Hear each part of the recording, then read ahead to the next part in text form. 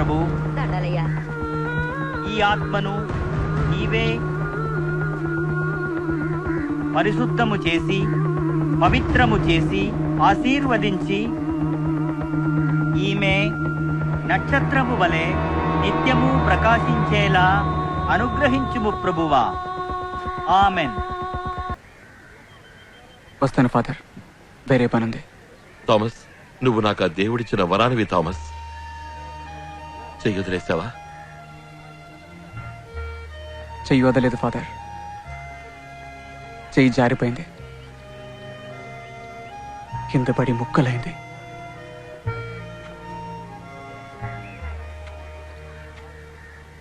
అందుక నువ్వు నా మొహం చూస్తే మాట్లాడకపోతున్నావు?